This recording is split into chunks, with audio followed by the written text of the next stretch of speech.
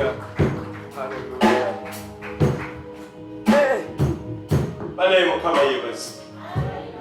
Ono omusajja obawula agasangaako oyina kubeera Katonda. Awulira ebinago emyezi n'emyaka n'emyaka kumpi myaka 3 naye mukama tumwebaze. Banyimusa emikono gyo waggulu omukama omwebaze olw'Oluganda waffe Pawulo ebyamagero omukama byamukoledde naye mukama byakukoledde obujulizi bwe tuwulidde kiraga nti mukama asobola era mukama alina amaanyi.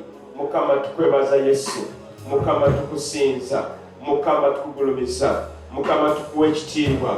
Talina mukama alinganga kwaye mukama era mukama tukuvunamira mukama kubanga gwe mukama omuwolereza waffe awangula emisango n'olwana agatalo ne ssematalo n'olokola abantu n'otunaazaako ebibi n'otufuula ekyo mukama tetuli. Mukama tukwebaza Yesu kubanga terina omwakwenkana taliiyo era talibeerayo mukama talibeerayo wadde olunaku lumu mukama talibeerayo ayi mukama. Mukama otubuusiza ebisenge ebirusinga obuwanvu mukama tukwebaza Yesu osaanidde taata otubuusiza mukama ebisenge ebirusinga obuwanvu era mukama tusa okwebaza kubanga oli mukulu era mukama oli w'amaanyi n'ongeri mukama nga bagala kujulira era mukama tusaba bagenda kufeeba ate basasula omusango ogusinga n'ogwo omutango rabasaliribaye. Mukama tukwebaza Yesu mukama osa oli mosa rabasaliribaye. Lero nikomoko Katonda nnyo komoko Katonda nnyo obusize ebisenge ebisinga obuwanvu njagala nkwebaze. Tulindire mukama. Come on. Hallelujah. Everything go on go. Oh, njagala nkwebaze.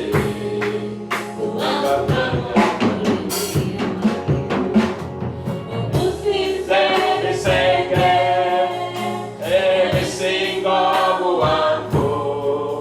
Oh, njagala nkwebaze. Hallelujah.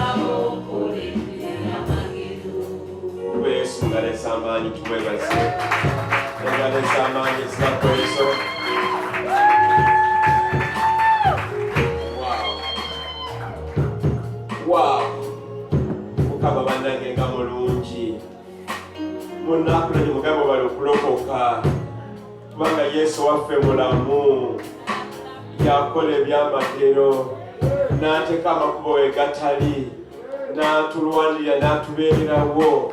Banne twebaza Mukama nako olwaleero. Mukama yeebazibwe.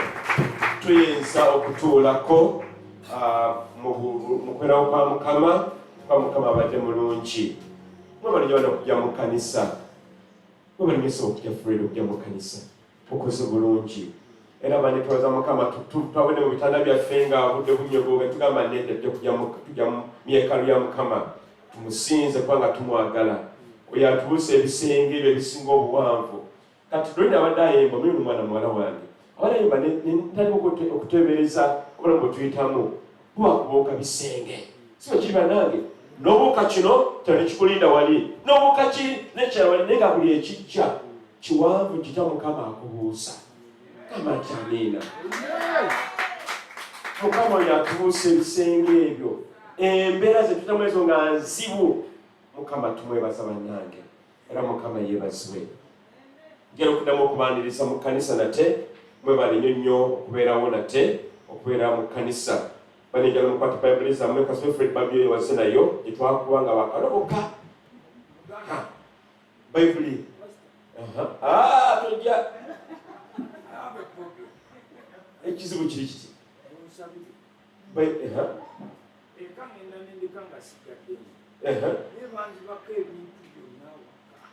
Babitwala. Ne Bayibuli mwe yagendera.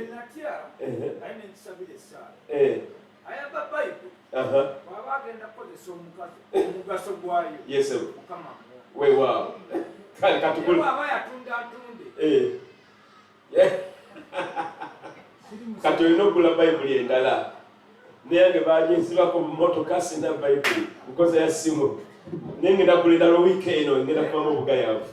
Mukama yeebazibwe. Weekend ewedde ebaddemu ebintu bingi. Ekimu ku byo tufiiriddwa emirundi ebiri. Oluganda mukwano gwaffe Mawa taata we yamufaako ku lunaku ndozoola lwakubiri.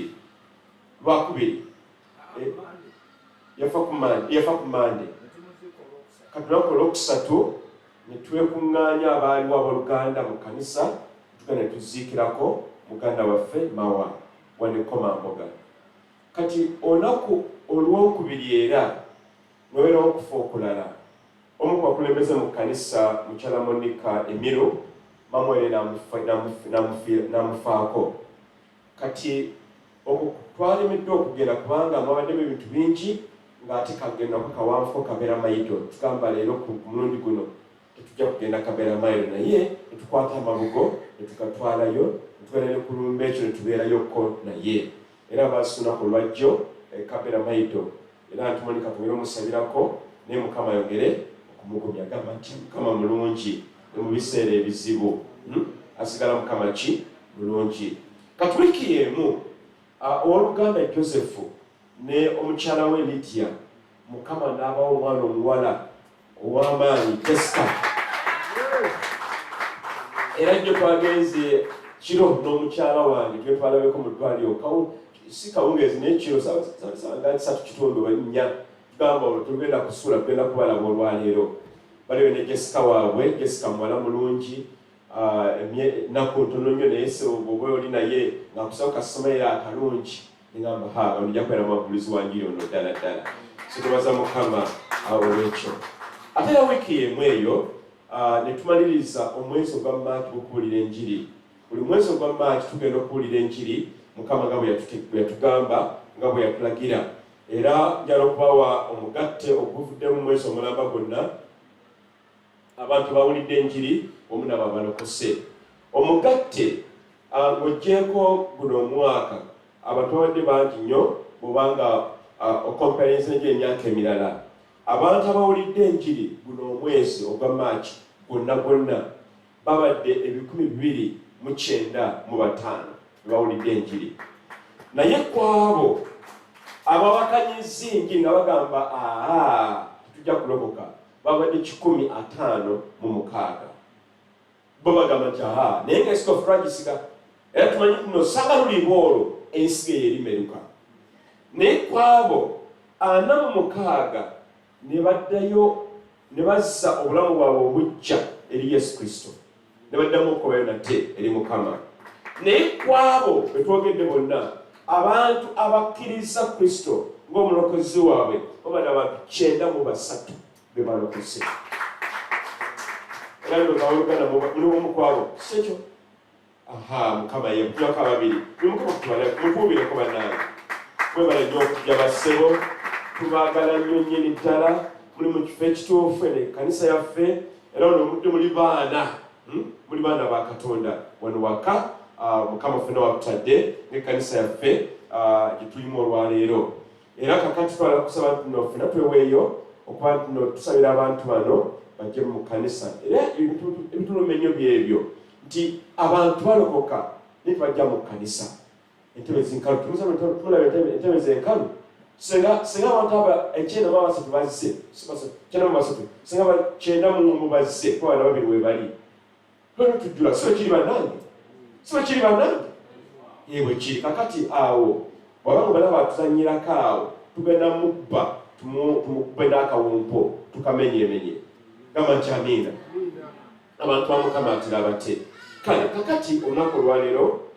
tugendagenda mu kigambo naye nga ebigendererwa mu kigambo ky'olwaleero bya mirundi 3 ekisooka kwe kulaga nti Sitaani mulimba era ye Sitaani tayagala omanye mazima ayagala agakweke akubira eyo mu butamanya ensi gye tubeeramu buli oba nga tumanyi mazima nga tumanyi biggwanira ggwe ng'omuntu Sitaani nga akuvuvubye eyo gy'oli. Oluganda omu yawa obujulizi bwe yasooka okulinnyako mu nnyonyi yafuna ya tiketi nga batyo kitera okubeera ne bamuwa ekifo ky'ennamba mwalina okutuula era n'atuula. Bamala okutuula ennyonyi n'ebuuka era agenda Bungereza. Kati batuuka mu bbanga bw'olinya ennyonyi esente z'obasasudde kubeerako n'ebyogenda okwebibeera okwo kubanga ssaawa ya kyamisana nga bakuwa emmere bwebeera nga yakyayi bakuwa kyayi. Kakati omwami ono nga bamubuuza ssebo onoonywaki yali breakfast ndowooza kati n'ata mutima ng'agamba sente ndi lukebe temulimu zasigadde mu nsawo bwe naasaba bye bansabye bwe naasaba bye bampadde ne bangamba sasula nja kuba sirina ssente nabagamba nze ndi bulungi bamuleka ne bamuyitako abalala ne bamala nyonyi tagenda mu bbanga maaso ne batuwa ku lunch time emmere neetuuka abahiyose baba batambula ssebo tukwe mmere ki tulinawo kyonna kiri nagamba temumpa kubanga tebagamba kubanga teba wansonga naye bagamba temumpa ndiki ndi bulungi naye amazima ejja nemukomoota naye nga kyatya singa banansaba ensimbi nazijja luddawa story negenda mu maaso omusajja n'okutuuka e Bulaaya nga bambi enjala kyemukola ebuli bubi ate obuzibu bw'ennyonyi teriwo weyimiryamu n'ogulawo chapati oba Rolex oba oguleyo gonja obeera mu bbanga agenda okutuuka eri nga bambi enjala emusukkulumyeko kakati naye babona nti okutuuka bwe bati buli nawe namubuuza naye wa oli mulwadde bulwazi namubuuza ku lwaki bakusaba okuwa emmere nga tokkiriza nagamba kubulya omusajja munange anti mbadde siinamu kasente mbadde lukebe nagamba lukebe olwaki nagamba nti mbali ndowooza nina okusasula ssente bye mbandidde naye namugamba tiketi konsasulidde byonna bibeere okwo nakola noosi emmere okunyonyi badeewooma bulungi abantu bajagala leeza empome olw'obutamanya enjala nemukomoota mu ngeri y'emu buli wobeera nga tomanyi Sitaani abajja kuzimbako akayumba. Ekigendero ekyokubiri nti gwe nange tuyimirire ku mazima ga Kristo Yesu tumanye amazima gali bwegamba n'amazima ge tumanyi galitufuula ab'eddembe. N'ekigendero ekisembayo olunaku olwaleero nti bw'obanga owulidde amazima salawo oteeka okusalawo toyinza kubeera naganaga n'obeera amazima ne mu bulimba tojja kumalako bw'obona ogenda mu bulimba kale gendera ddala mukyala wange agamba nti obona oli ekikere funa ekisava tule kino kigumbagumba lutali mu kantu funa ekisava kinyingi okuva mu sefuliya naye kingamba kino tuyinza kubeera nagandaga tulina okusalawo oba onobeera w'amazima oba nedda olunaku olwaleero nyakola ku nsonga eno nga tulabe amazima we gali ne we gatali. Ensonga eno y'ensonga ekwatana ku nsonga y'olunaku olwa Pasika lutuga Pasika nga tulugassa wamu ne Bayibuli kyeyita okuyitako Passover versus Easter or Ishtar. Naye era butaba tumaze tujja kusomera ku mmeeza entukuvu kuba lunaku lukulu nnyo mu ngeri nnyingi nga bwe tukimanyi olunaku olwaleero. Ate n'ekirala lunaku lusemberayo mu mwezi oba lusemberayo mu mwezi nga bwe tukola bulijjo tubana okusembera mu kkanisa. Twagala okwekenneenya Pasika yavaawa era Pasika ani yagitandika. Tubuuze ekibuuzo kirala, Pasika eri mu byawandiikibwa oba teriimu? Naye tugeraageranye n'okuyitako. Okuyitako kuli mu Bayibuli oba nedda? Kinabadde mbagamba luli nti twali tumanye amazima go gali luddawa. Onawo tugakkirira amazima ago tusalewo kino nga twalina mpaka zonna onoogendera mu gatali mazima oba ontambulira mu mazima. Tusalewo ekimu ku ebyo ebibiri. Sande yaggwa abantu abasinga bakwata amatabi. Ani yagala abaka balina amatabi nga bagenda mu kkanisa w'amakereziya nga bagawuuba. Era nga ku ekyo balaga nti nno Kristo yafa n'azuukira. Ekituufu sigamba si kituufu ekigamba ekiri nga kituufu gamba nti amiina. Kuba Yesu Kristo yafa n'azuukira mu bafu. Mukama yeebazibwe. Era olunaku olwaleero lwe batwalanga olwa Pasika oba Easter nga bo bagamba nti tusaanye okujaguza olw'okufa okwa Yesu, okuzuukibwa kwe n'okuzuukira mu bafu n'abanga mulamu nate okuva ku musalaba Gologoosa. Era amazima ago tirina mayinza gawakanya kubanga si Yesu Kristo yafa ku musalaba gwe nange tuwandirokose era twali tugenda mu Geyeena.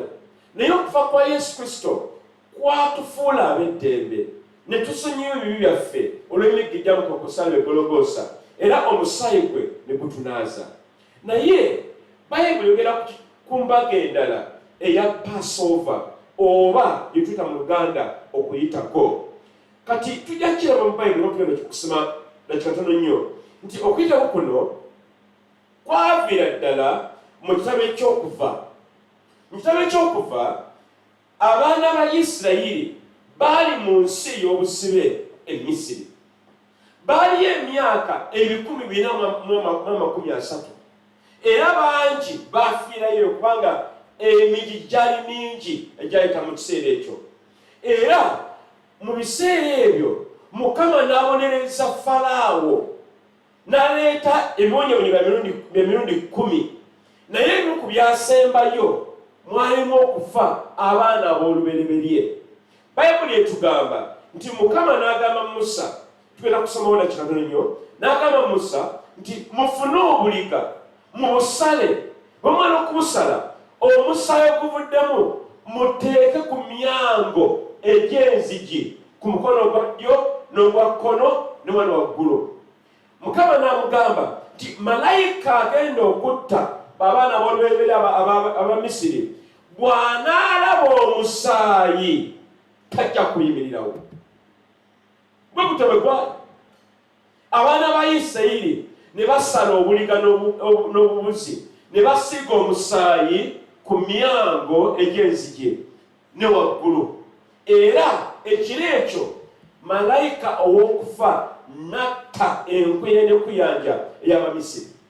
Buli mwana ow'olubereberye teyawona.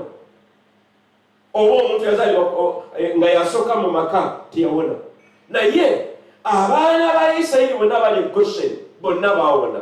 Lwaki? Olw'omusaayi ogw'endiga gwe baateeka ku nzigi zaabwe.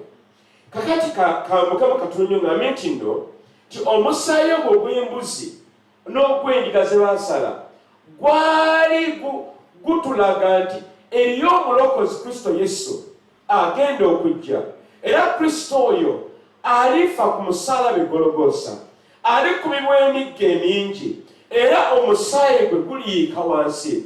Kati omusaayi ogwo gugujjanga okununula gwe nange ennaku olwaleero. Era okuyitako okwo Yesu kwe yagamba mukikolenga olw'okuzijukira anaaze.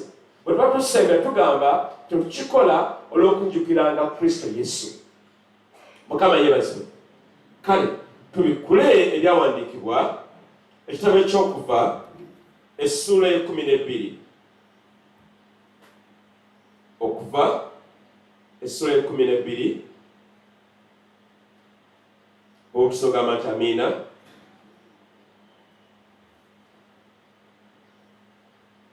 Nja kusoma ennyiriri essula 13.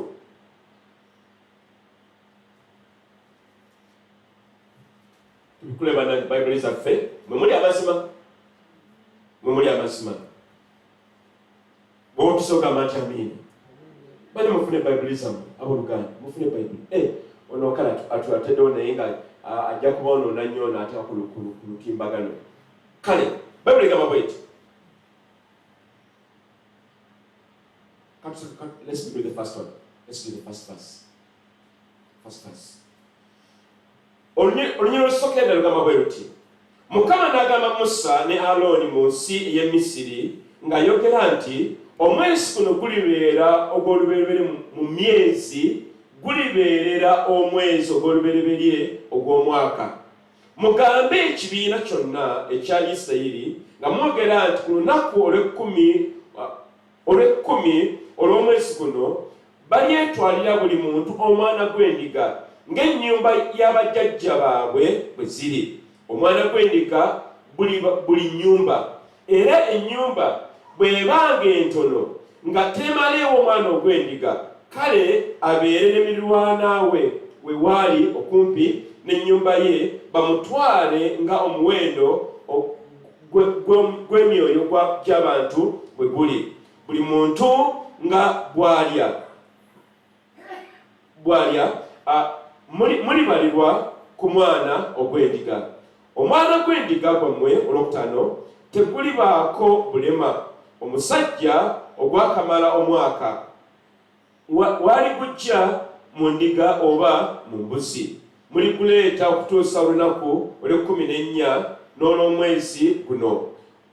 Ekkuŋŋaaniro lyonna ery'ekibiina bya Isirayiri baligutta lwaggulo, era balitwala ku musaayi baguteeke ku mifuubeeto gyombi ne kabuno n'ennyumba ye mwe baliguliira. Awo balirya ennyama mu kiro kiri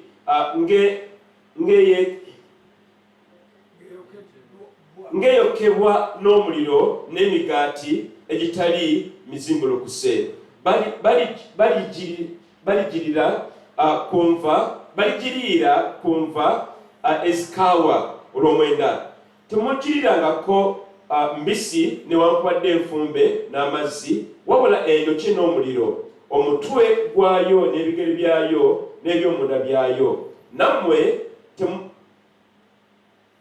temugirekangawo okutuusa enkya, naye erekebwangawo okutuusa enkya, baligyokya n'omuliro. 11. Era bwe mutyo bwe mulikirya nga mwesibye ebimyu n'engatto nga ziri mu bigere byammwe, n'omuggo nga guli mu mukono gwammwe, mulikiryanga mangu. Eyo kwe Kuyitako okwa Mukama. Mukajukirako kwekola ki? Kwe Kuyitako kwa Mukama. Kubanga 12 ndiyita mu nsi y'e Misiri mu kiro kiri, ndikuba ababereberye bonna mu nsi y'e Misiri, omuntu era n'ensolo, era ku bakatonda bonna ab'e Misiri ndisala emisango nze Mukama. 13 awo omusaayi gulibabeerera akabonero ku nnyumba ze mulimu, nange bwe ndiraba omusaayi ndibayitako so tewalibeera lumbe kummwe okubazikiriza bwe ndikuba Misiri bwe ndikuba ensi eyo Misiri. Olw'ekumi n'ennyaka mbali nalwo era olunaku luno lulibeera ekijjukizo nammwe munaalwekuumanga embaga eya Mukama mu mirembe gyammwe gyonna. Munaalwekuumanga embaga n'etteeka etaliggwaawo. Kakomaawo kakatu wano we wali ekinyusi ekyo embaga eno ey'Okuyitako. Omulabe Sitaani otugenda okulaba yalimbalimba abaatusooka ne basiimuula embaga ey'Okuyitako naye ate ne baniriza embaga eyaabwe ye bo gye beekolera. Tugenda okulaba enjawukana Pasika eyawukana etya n'Okuyitako. Pasika eno mu byawandiikibwa y'omweri oba teriimu. Jjukira nabagambye tulimanya amazima damu nange amazima galikola ki? Gatufulaba eddembe. Mukama nsaba atuyambe gwe nange yalokoka yakkiriza Kristo tusalewo olunaku olwaleero mazima oba bulimba. Amazima go tegakweka era mu Luganda tugamba amazima tegakweka gayina enkato. Buli lwolimba gaba gakufumita mabega. Naye Mukama atuwadde akaaganya okumanya amazima gano gwe nange olunaku olwaleero. Omwaka guno Mukama era kyakoze ekyenjawulo ennyo nti ebiseera ebisinga obungi omulabe era gyadyekadyeka ennaku z'omwezi eza Pasika ne zibeera nga ziba kumpi n'Okuyitako. Kakati gwe nange bwebanga tewetegereza bulungi oyitiramu awo leero Pasika naye nga mazima gali nti Kuyitako. Guno omulundi guno Mukama atukoze nti olwaleero gye bayita Pasika naye nga ate amazima gali nti Okuyitako kujja kubeera guno omwezi ogujja ennaku z'omwezi 22. Era Mukama ayagala gwe nange olwaleero amazima gano tugategeere atusobole n'okwawula.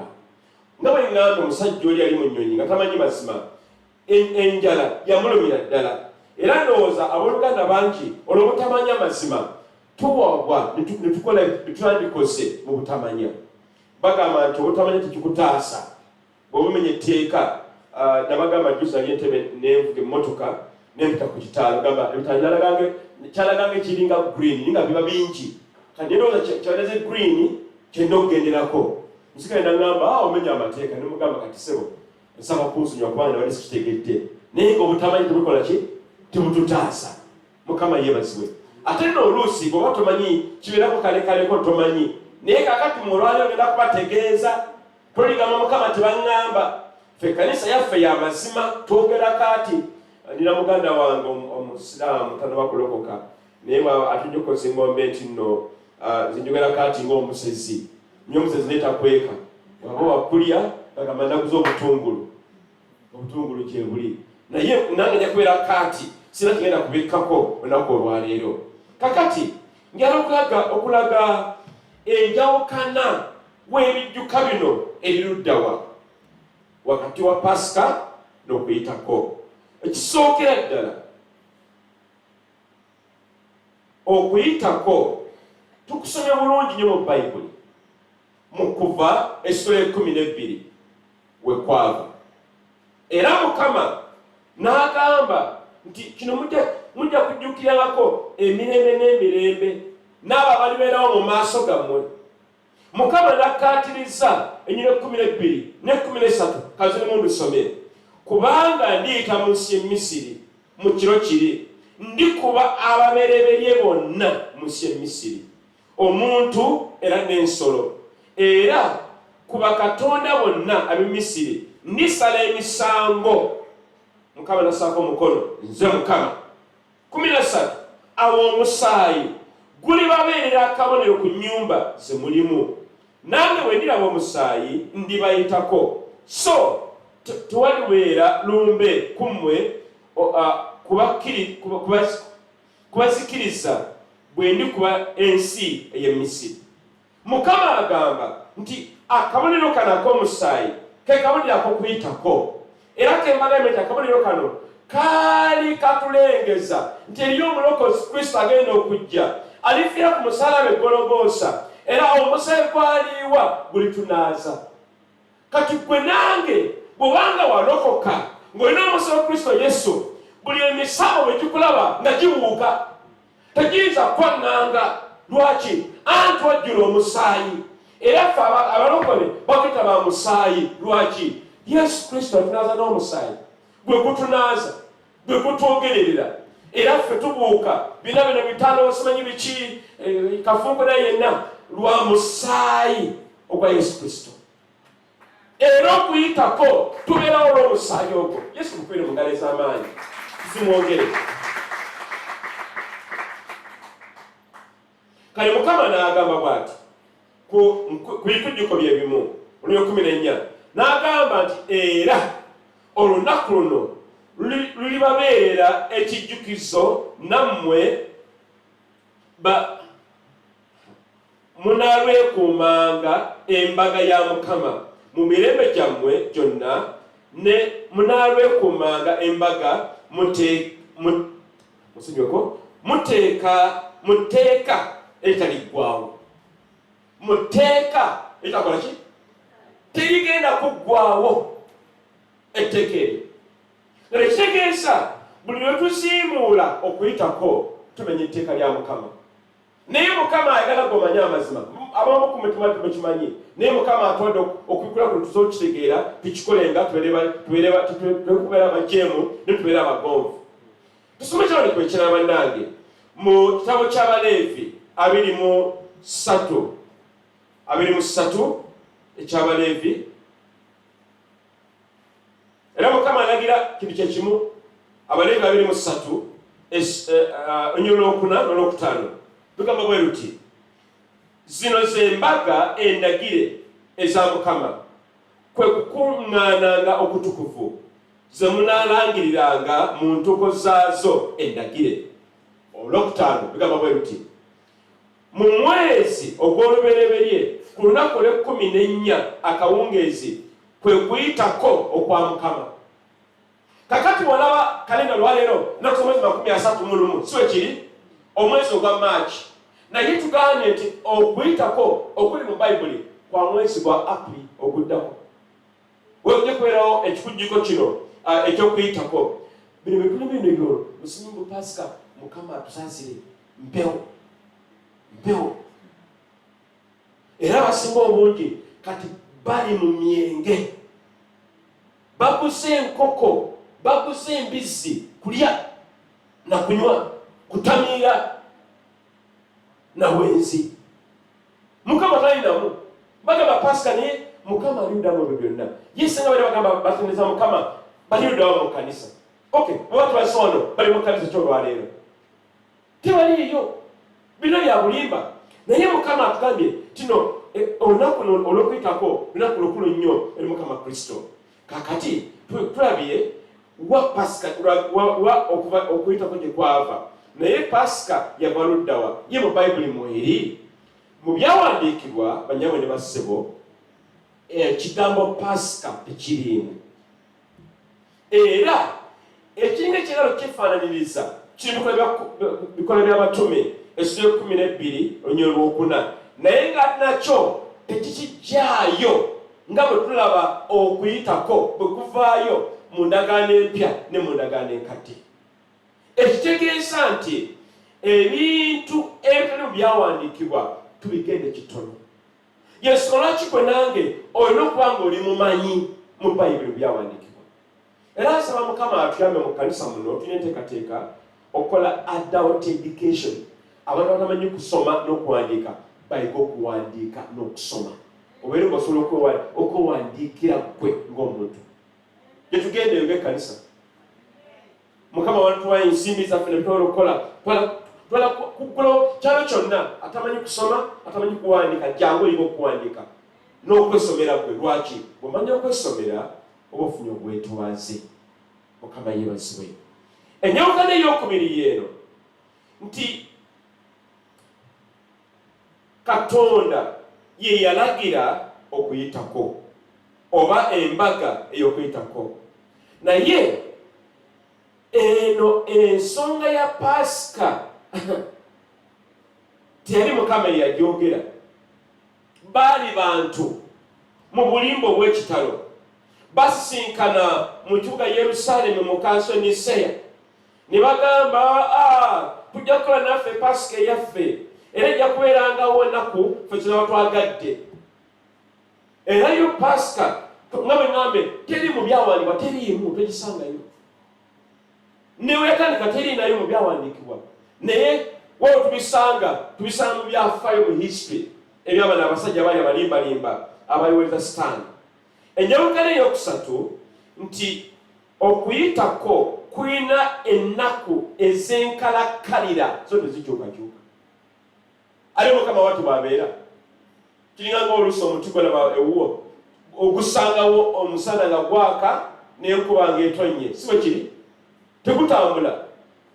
Naye gwe nange oluusi tumanyi okwebungulula, naye ebya Mukama tebikyukakyuka. Mukama yatugamba buli lunaku olw'14 tubenga tujaganya ku mbaga eno ettukuvu. Naye Pasika yo ekyukakyuka essaawa 24.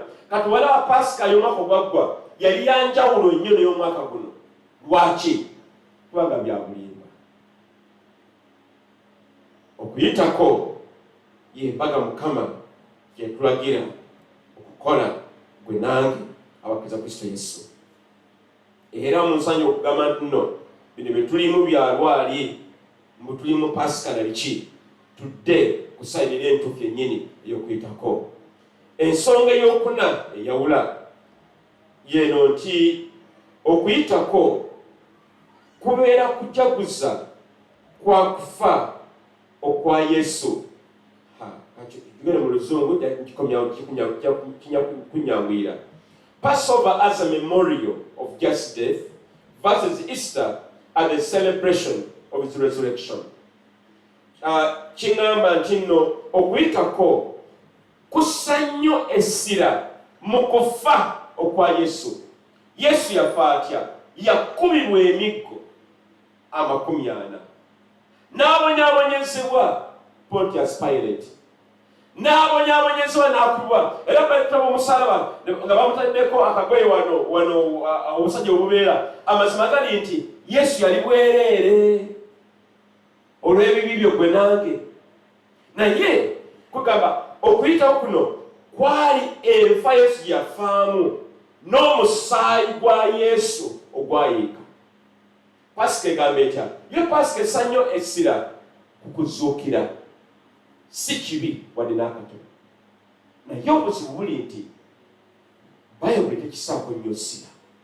Essira liri ku kufa kwa Yesu n'omusaayi nga gwe gwali mu ndagaano enkadde gye tuvudde eyo.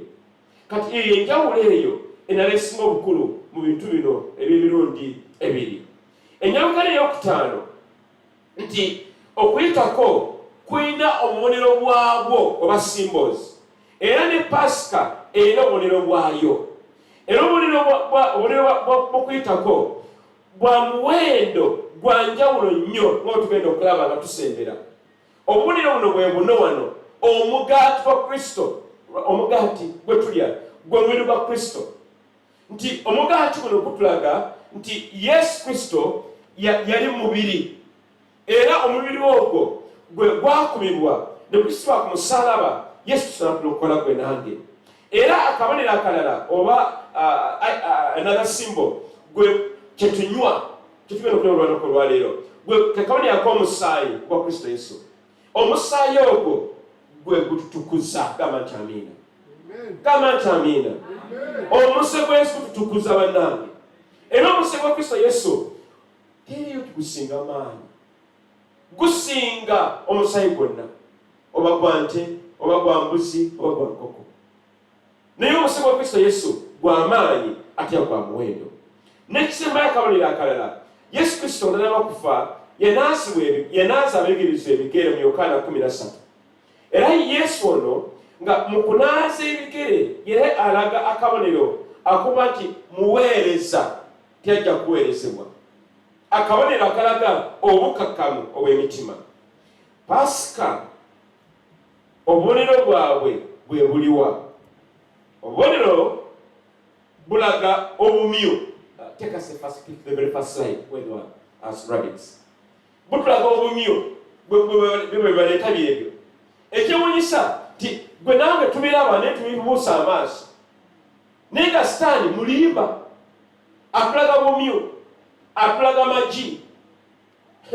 Kati byonna byonna ebyo obumyu n'aga amagi mu nsi ey'omwoyo tebeera bya butuukirivu, bya busamize, bya bubbi, bya bulimba.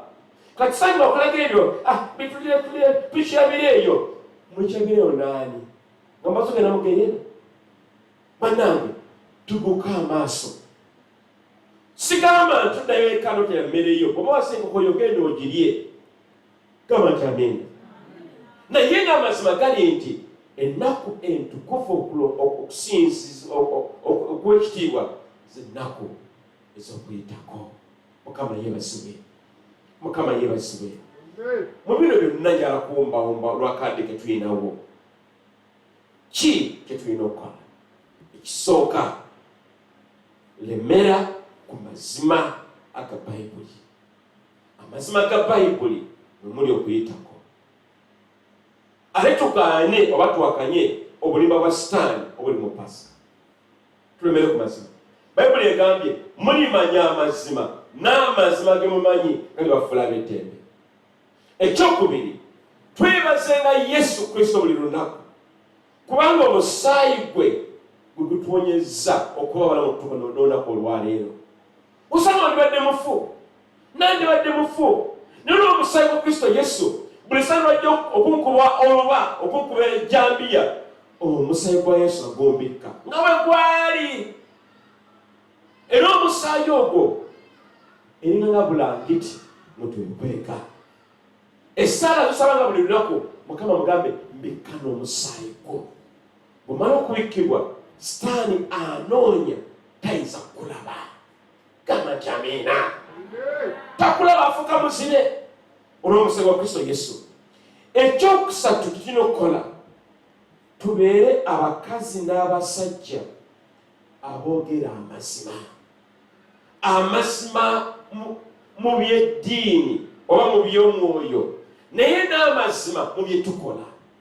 Beera omusajja ow'amazima, omwesimbu. Omukazi ow'amazima era omwesimbu. Obeere n'okwako obujulizi bagamba bwebanga gundi Keti yayogedde kiri weewaawo kimala.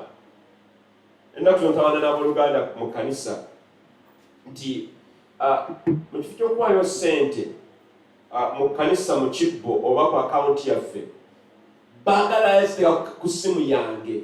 Kati nebagamba ne bannange esente z'ekkanisa zijja kuwulira mu mata g'ewange, lwaki muziteeka? Gamba wa musoma gwe tukwesiga toli mubbi. Kugamba kingamba abantu baleka bakujulira ggwe. Mukama yeebazibwe. Obudde bugenze. Nekisembayo oba ekyokuna nti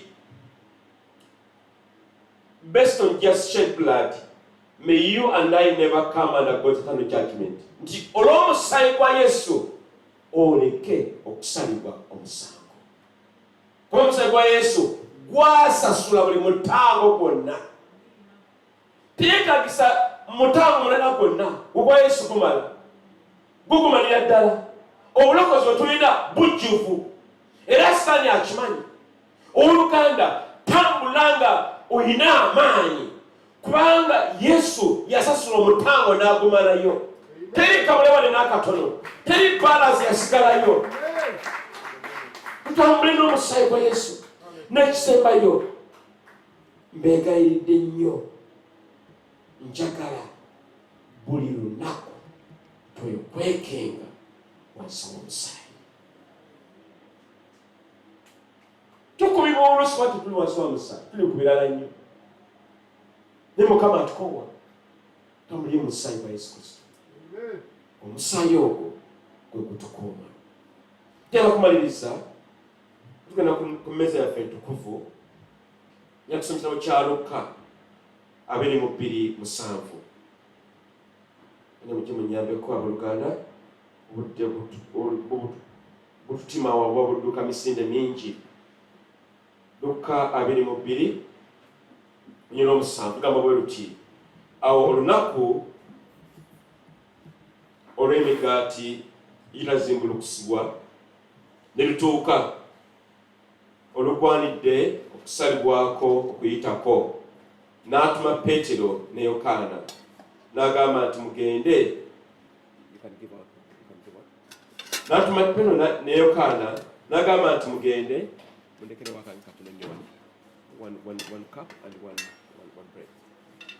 N'atuma Peetero ne Yokaana ng'agamba nti mugende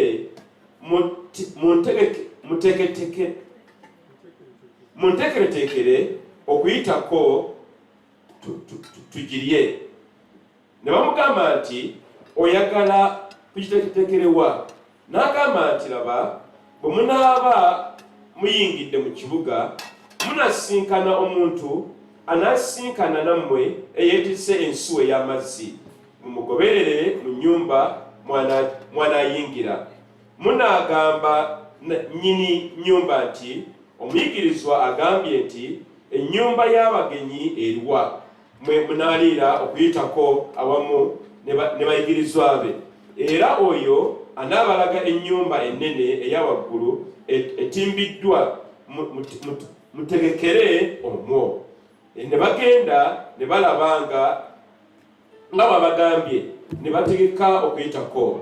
Awo ekiseera bwe kyatuuka n'atuula ku mmere n'abatume wamu naye. N'abagamba nti neegombye nnyo okuliira wamu nammwe okuyitako kuno nga sinnabonyaabonyezebwa, kubanga mbagamba nti siri kulya n'akatono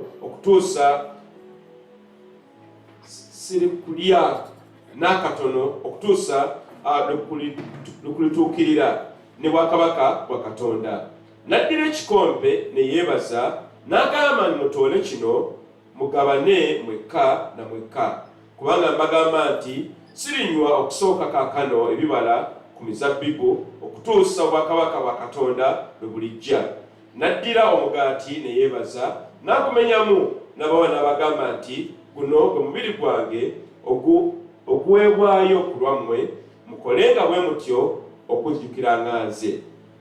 2. Era n'ekikompe bw'atyo bwe yamala okulya n'agamba nti ekikompe kino ye ndagaano empya mu musaayi gwange oguyiika ku lwammwe. Naye laba, omukono gw'oyo andyamu olukwe guli wamu nange ku mmeeza. 22 mugenda okukoma, kubanga omwana w'omuntu okugenda agenda nga bwe kyalagirwa, naye simusanze omuntu oyo amulyamu olukwe. Mukama yeebazibwe. Tulaba Yesu Kristo nga ali ku mbaga eno ey'okuyitako, naye ku ya Pasika talabikanga nako, era n'abayigirizwa be tebakikola wadde n'akatono. Naye Yesu Kristo mu Luka 22 tumulabanga asembedde kwena embaga entukuvu ey'okuyitako. Lwaki? Kubanga kyekyali mu buwandiike mu byawandiikibwa Katonda, si Pasika naye okuyitako. Bannange, fena tufunye bulungi tufunye omugaati, tufunye n'ekyokunywa.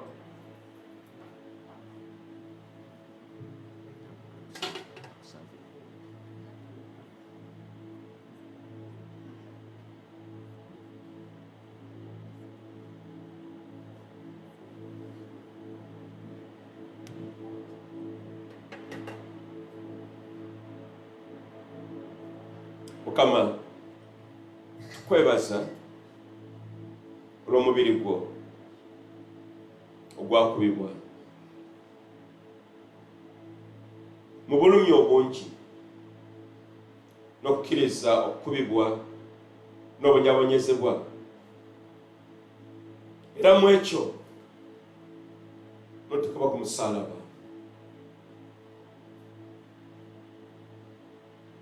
Tukabaza Yesu nti mukubibwa okwo ne ku musaalaba omusaayi gwe gwayika mungi, era n'ogamba kuno kuyitibwako Passover, era n'otugamba tukikolenga olw'okujjukiranga gwe. Mukama tukwebaza nti twali tugwanidde gw'okutufiirira n'okuyiwa omusaayi gwo, Nyono okwagala okungi Mukama n'osalawo ofe kirakalire ku lwaffe ffenna abali wano n'abaluganda bonna abali mawanga amalala gonna mu nsi. Mukama tusembedde ku mmeeza entukuvu mu buwombeefu obungi, mu kutintima ne mu kankana, kubanga tutusaanidde wali n'akatono. Mukama tukkirize tusembere ku mmeeza entukuvu. Na buli Mukama kinnoomu ali wano n'abali ku mutimbagano, Mukama tusembedde ku mmeeza entukuvu. Kwata omugaato gw'Oluganda guteke mu kamwa ko ng'akabonero akalaga okuyita kwa Kristo Yesu nayiwa omusaayi gwe ku lulwo ne ku lwange.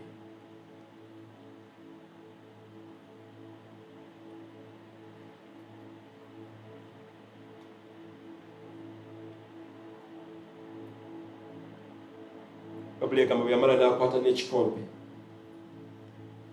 ne yeebaza.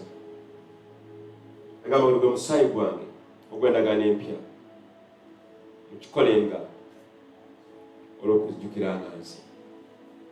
Ffenna wamu tukwate ekikompe kya Kristo Yesu tunywe.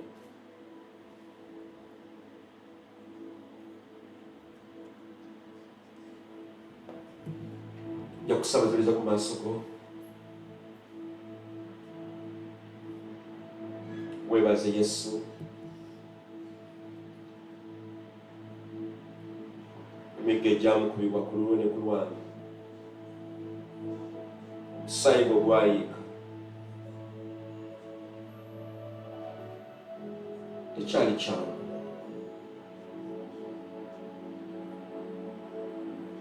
Yesu yabonyeebonyezebwa. Mukama tukwebaze. Mukama mwebaze wonna. Webale nnyo Yesu olw'okunjagala nze. Nali sisaanidde, nali nagenda mu ggeyeena olw'ebibi byange, ne Mukama n'onfiirira. Olwaleero Mukama omusaayi gwo gwe gutuwonya Mukama. Mukama tukwebaze. Genda maaso webaze Mukama.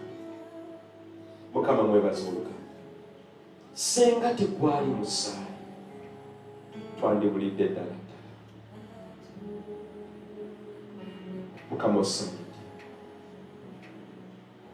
Tukwebaze Yesu.